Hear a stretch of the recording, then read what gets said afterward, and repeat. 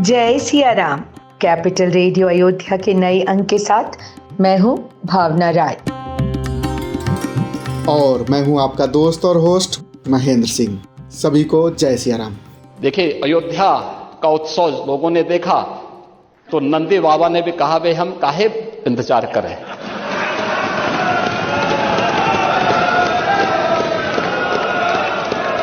उन्होंने भी इंतजार किए बगैर रात्रि में बैरिकेड तोड़वा डाले और हमारे कृष्ण कन्हैया कहां मानने वाले हैं। अयोध्या पूरी सज गई है। रामलला भव्य मंदिर में विराजमान हो गए हैं। बाबा विश्वनाथ की काशी संवर रही है और अब मुख्यमंत्री श्री योगी आदित्यनाथ जी ने वो बात भी कर दी है जिसकी रट भक्तों ने बरसों से लगाई थी। घनश्याम कृपा कर दो, मथुरा भी सजाएंगे। मथुरा श्री कृष्ण कन्हैया लाल की नगरी है और काशी बाबा विश्वनाथ का धाम है। केवल बोलते नहीं हैं, करते भी हैं। मुख्यमंत्री योगी आदित्यनाथ जी जिक्र अयोध्या में हुए उत्सव का कर रहे थे। उस उत्सव के परिदृश्य को जीवंत करते हुए उन्होंने बात की बीते सालों में अयोध्या से हुए अन्याय की, भगवान राम के भक्तों के उस धैर्य की जो उन्होंने करीब 500 सालों तक दिखाया। दुनिया के अंदर पहली घटना थी जहां प्रभु को अपने स्वयं के अस्तित्व के लिए स्वयं प्रमाण जुटाने पड़े थे, लेकिन राम की मर्यादा हमें धैर्य की प्रेरणा देती है। उस धैर्य के साथ जो 500 वर्षों के एक लंबे अंतराल को सनातन हिंदू धर्मावलंबियों ने व्यतीत किया। इसी क्रम में बात निकली काशी की। इतिहास के पन्ने खुले तो प्रसंग भगवान श्री कृष्ण और मथुरा का भी आया। मथुरा और काशी की बात पहले से ही हो रही थी, लेकिन अब इन बातों में भविष्य का संकेत भी निकल रहा है। अब आगे ज्ञानवापी है, उसके आगे मथुरा है, फिर ताजमहल है, कुतुब मीनार है। इस तरह से 3000 मस्जिदें टारगेट हैं। ये सिलसिला कहाँ रुकेगा? ये मुद्दा नया नहीं है, लेकिन इसे लेकर अब क्या कहा जा रहा है, इस पॉडकास्ट में आप वो सब कुछ सुनेंगे। बात इतिहास की भी होगी और आपको सुनाएंगे 166 साल पहले बाबरी मस्जिद पर कब्जा कर दीवारों पर राम नाम लिख देने वाले निहंग बाबा फकीर सिंह की कहानी। इसी राम जन्मभूमि के लिए सरकारी आंकड़ों के अनुसार 1 दिसंबर 1858 की पुलिस की FIR के अनुसार निहंग सिखों ने गुरु गोविंद सिंह जी की जय जयकार करते हुए परिसर पर कब्जा कर लिया और सब तरफ दीवारों पर राम राम भी लिख दिया था सारे निहंग सिखों ने। और आरोग्य ज्योतिष कार्यक्रम में आपकी मुलाकात होगी आचार्य श्रीकांत शास्त्री इंदुराजा से। आज हम बात करेंगे पक्षाघात की, पैरालिसिस की, कि जो पैरालिसिस हो, पक्षाघात होता है तो ये कितने प्रकार को है। अयोध्या की रंगत देखकर आज हर कोई खुश है। सदियों के बाद भगवान राम की जन्मभूमि का कायाकल्प जो हो गया है, कई लोग अयोध्या आकर इसके नए रूप के साक्षात दर्शन कर चुके हैं और किन्हीं वजहों से जो नहीं आ पा रहे हैं वो उसके बारे में सुनकर ही आनंदित हो रहे हैं। सबसे ज़्यादा तो प्रसन्न वो हैं जिनके मन में कसक थी। सवाल था, आखिर भगवान राम का मंदिर कब बनेगा। आनंदित तो वो भी हैं जिन्होंने मंदिर बनाने का वचन पूरा किया। हमने वचन निभाया और मंदिर वहीं बनाया।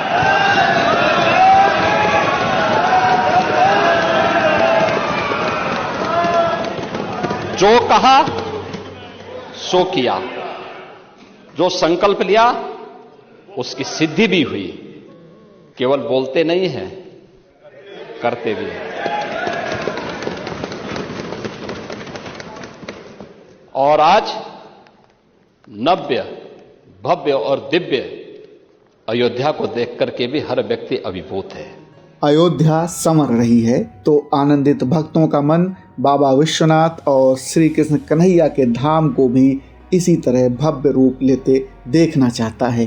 भक्त तो काफ़ी पहले से ही अपने मन में ऐसा सपना संजोए हुए हैं, लेकिन अब इस बारे में वो विभूतियाँ भी बातें कर रही हैं जिनके मुंह से निकली हर बात कई लोगों के लिए वचन जैसी मान्यता रखती है। इनमें से एक हैं श्री राम जन्मभूमि तीर्थ क्षेत्र के कोषाध्यक्ष गोविंद देव गिरी महाराज। हमारी तो हाथ जोड़ करके प्रार्थना है कि इन 3 मंदिरों को सौंप दिया जाना चाहिए, क्योंकि ये आक्रांताओं के हमारे ऊपर किए गए आक्रमणों के सबसे बड़े निशान हैं और इसके कारण लोगों के अंतःकरण में, राष्ट्रीय समाज के अंतःकरण में बहुत वेदना है और यदि इस वेदना को ये लोग शांति के साथ दूर कर देते हैं तो भाईचारा बढ़ने में और अधिक सहयोग मिलेगा। उत्तर प्रदेश के मुख्यमंत्री श्री योगी आदित्यनाथ महाराज ने भी आस्था के 3 विशेष स्थानों की बात की। विधानसभा में उन्होंने ये भी बताया कि इन 3 स्थानों की बातें क्यों अहम हैं। सैकड़ों वर्षों से यहाँ की आस्था केवल 3 के लिए बात कर रही है, 3 के लिए।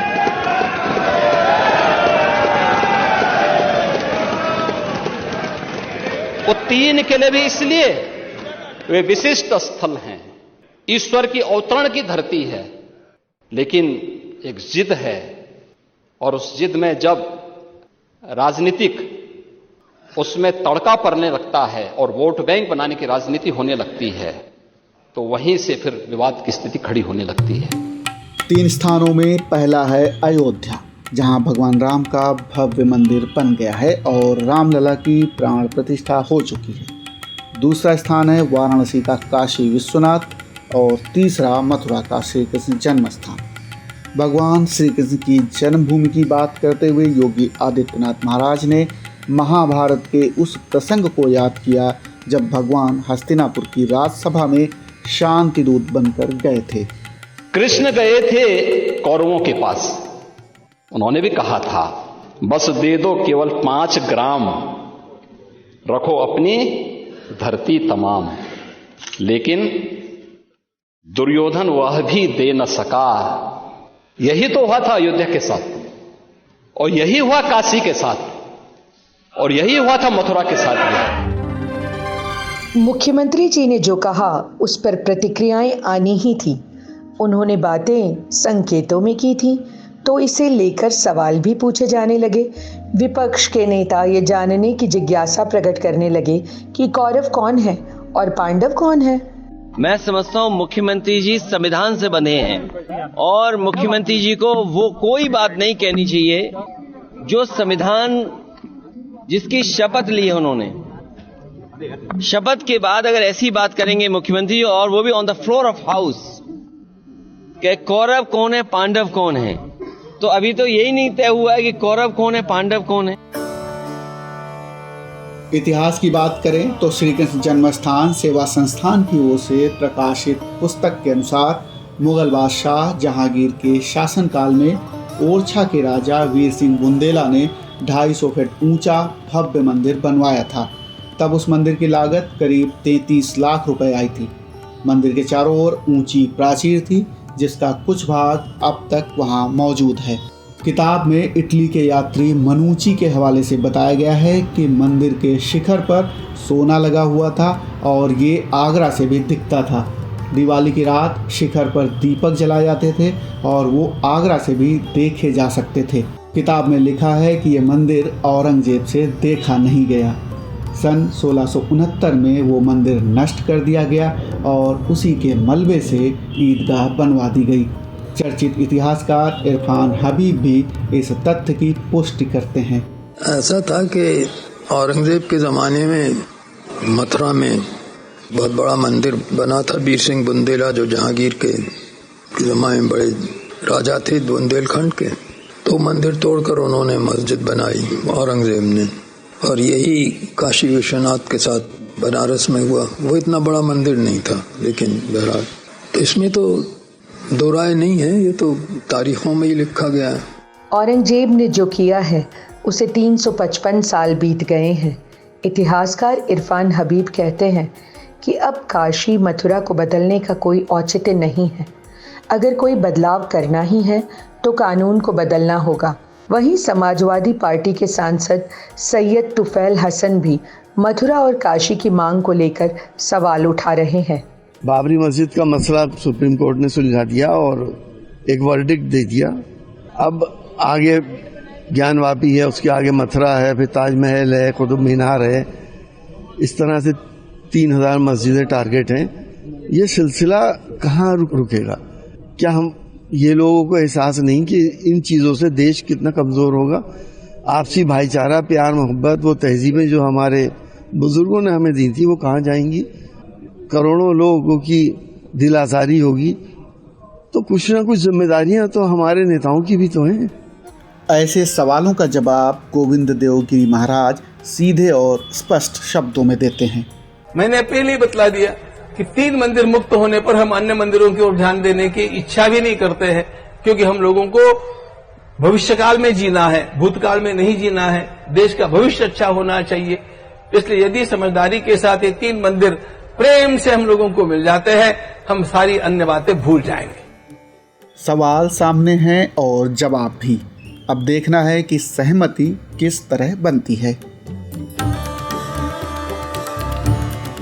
राम मंदिर के लिए आंदोलन बहुत लंबा चला। करीब 166 साल पहले यानी 1858 में निहंग सिख बाबा फकीर सिंह खालसा ने बाबरी मस्जिद पर कब्जा कर लिया था और दीवारों पर राम राम नाम लिख दिया था। सुप्रीम कोर्ट ने इस मामले में जो फैसला सुनाया, उसमें भी इस घटना का जिक्र है। सुनिए पूरी कहानी। श्री राम जन्मभूमि के लिए भी सिख समाज का योगदान यह देश कोई भी भारतवासी कभी भूल नहीं सकता। ये कहानी उस पहले आंदोलनकारी की है जिसने साल 1858 में श्री राम जन्मभूमि परिसर में हवन पूजा की थी। इसी राम जन्मभूमि के लिए सरकारी आंकड़ों के अनुसार 1 दिसंबर 1858 की पुलिस की FIR के अनुसार निहंग सिखों ने गुरु गोविंद सिंह जी की जय जयकार करते हुए परिसर पर कब्जा कर लिया। सुप्रीम कोर्ट ने इस विवाद में जो ऐतिहासिक फैसला सुनाया, उसमें भी इसका उल्लेख किया गया। उसमें बताया गया कि अवध के थानेदार शीतल दुबे ने 28 नवंबर 1858 को एक रिपोर्ट पेश की। इसमें उस घटना का जिक्र किया गया जिसमें बाबरी मस्जिद के अंदर एक निहंग सिख ने हवन और पूजा की और धार्मिक चिन्ह अंकित कर दिए। इसी राम जन्मभूमि के लिए सरकारी आंकड़ों के अनुसार 1 दिसंबर 1858 की पुलिस की FIR के अनुसार निहंग सिखों ने गुरु गोविंद सिंह जी की जय जयकार करते हुए परिसर पर कब्जा कर लिया और सब तरफ दीवारों पर राम राम भी लिख दिया था।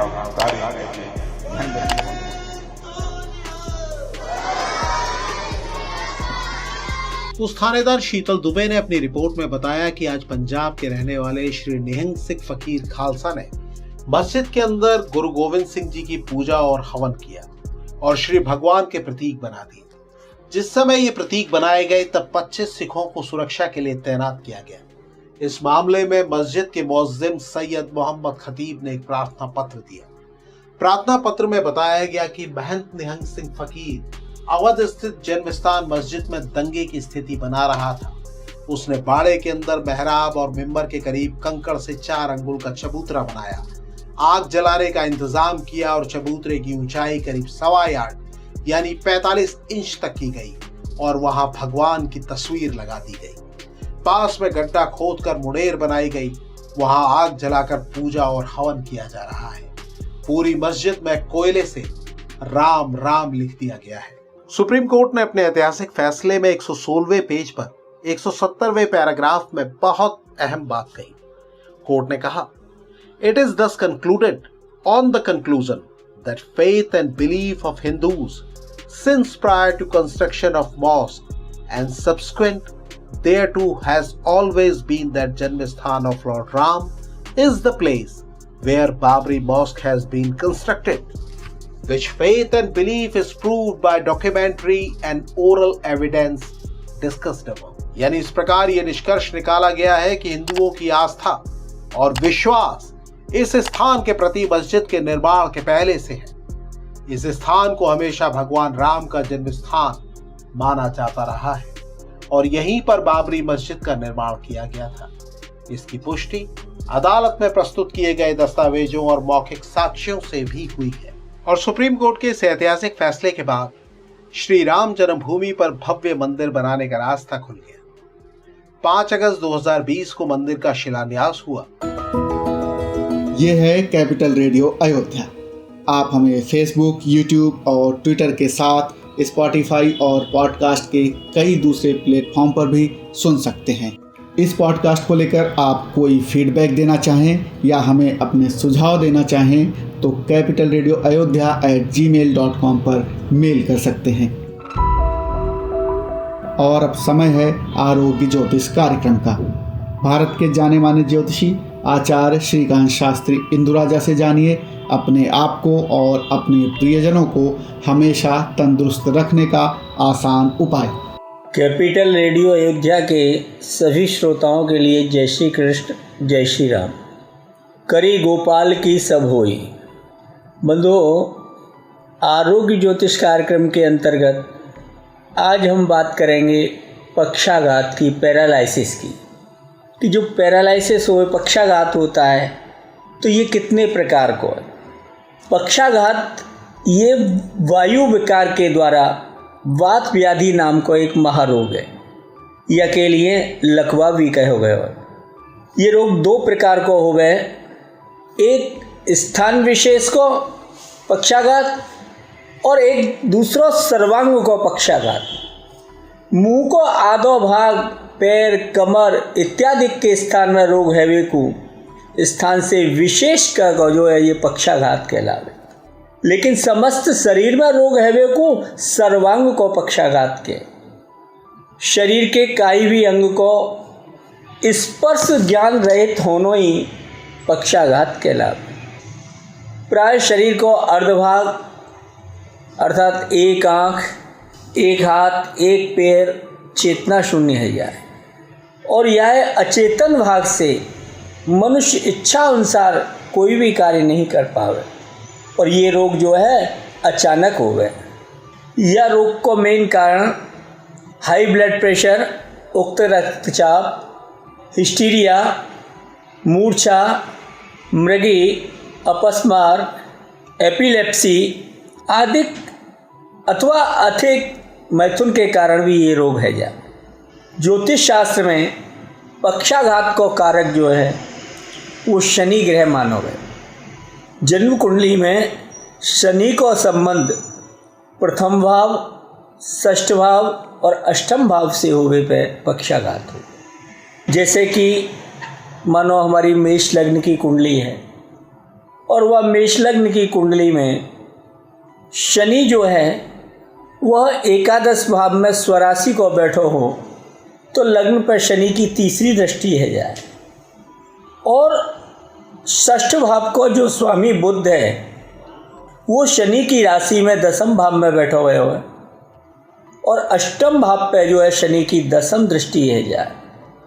अगर ऐसी स्थिति की हमारी कुंडली है तो वह को कारण जो है ये पैरालिसिस पक्षाघात रोग के संपूर्ण लक्षण से युक्त है।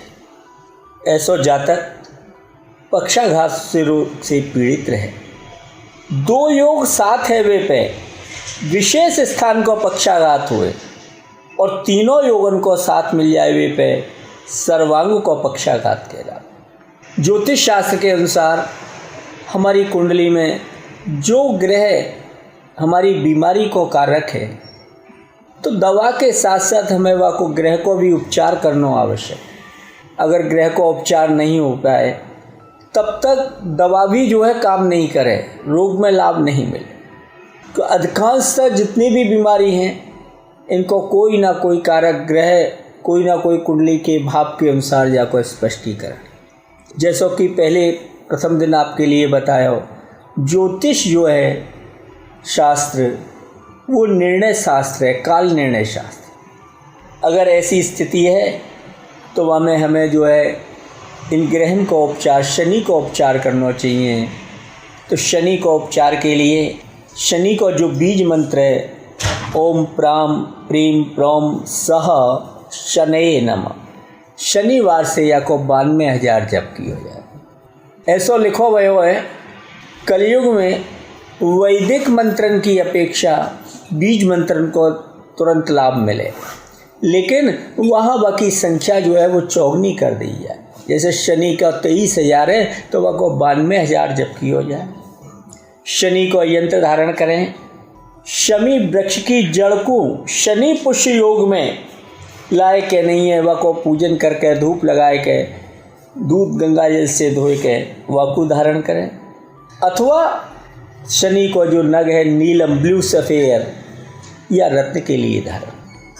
हम दवा के साथ साथ ग्रह की भी शांति करें तो वह से हमारे लिए रोग में शीघ्रता से आराम की प्राप्ति है। आज के प्रसंग में हमने पैरालिसिस के विषय में आपसे बात करी। अगले एपिसोड में फिर काऊ और दूसरे विषय के लिए रोग के विषय में बात करेंगे। जय श्री कृष्ण।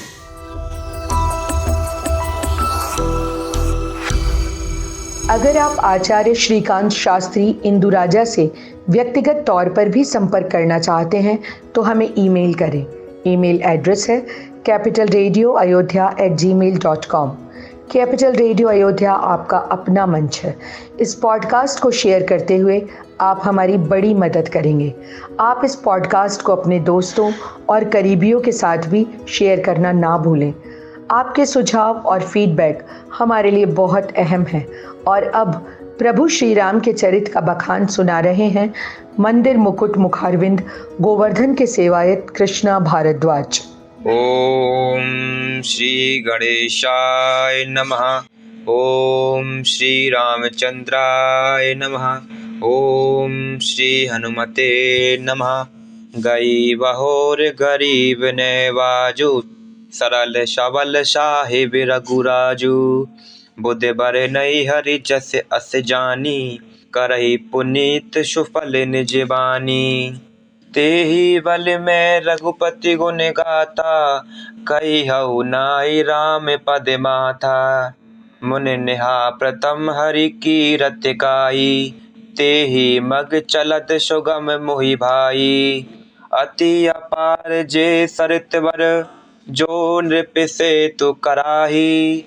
चढ़ी पिपील कहु परम लघु बिनु श्रम पारही जाई। सियावर राम जय जय राम मेरे प्रभु राम करो कल्याण। मंगल भवन अमंगल हारी द्रवहु सुदशरथ अजिर बिहारी। दीन दयाल विरधु संभारी हरहु नाथ मम संकट भारी। जय राम जय राम जय जय राम सिया राम जय जय राम। एही प्रकार बल मन ही देखाई करहु रघुपति कथा सुहाई। व्यास आदि कवि पुंगव नाना जिना सादर ही तुजस बखाना। चरण कमल बंदउ तिनकेरे पुरबहु सकल मनोरथ मेरे। कलि के कव निहा करऊ परिनामा जिना परने रघुपति गुण ग्रामा।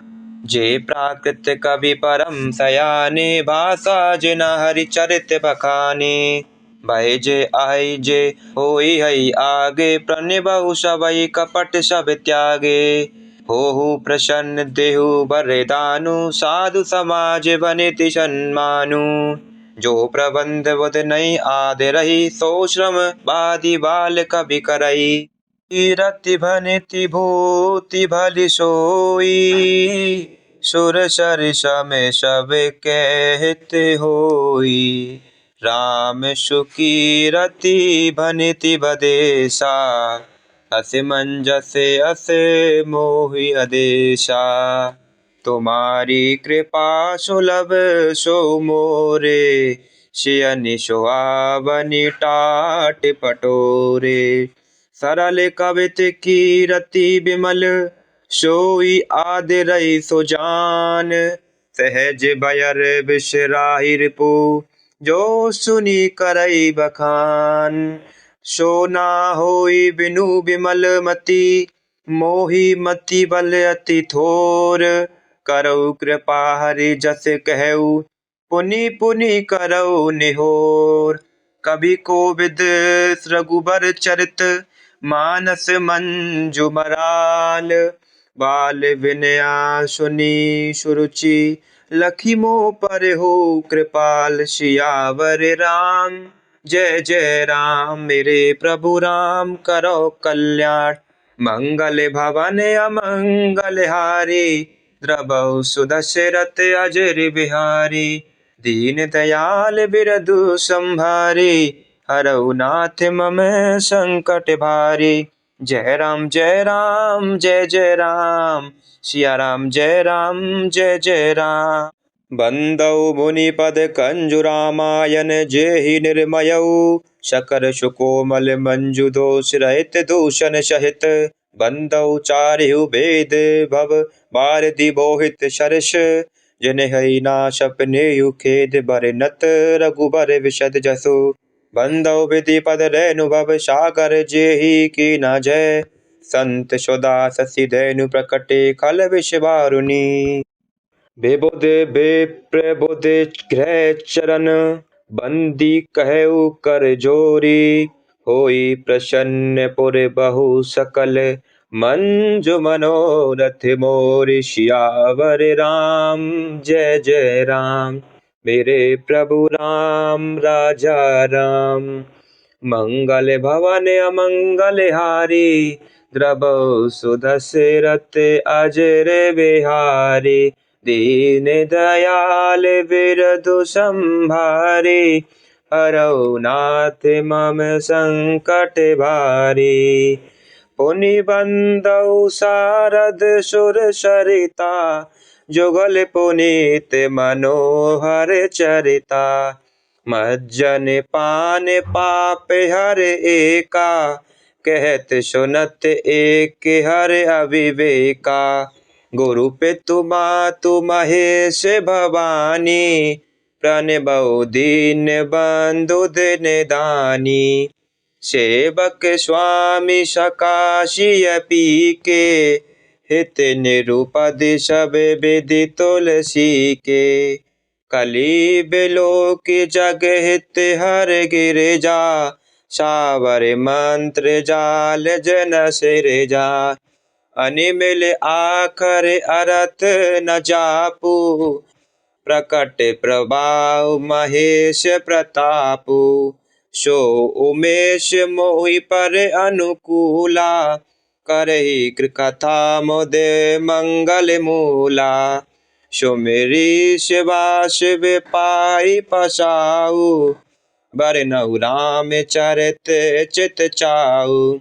बनिती मोरि शिव कृपा विभाती शशि समाज मिली मनौ सुराती। जे कथई सने समेता कहि सुनहि समुझी सचेता।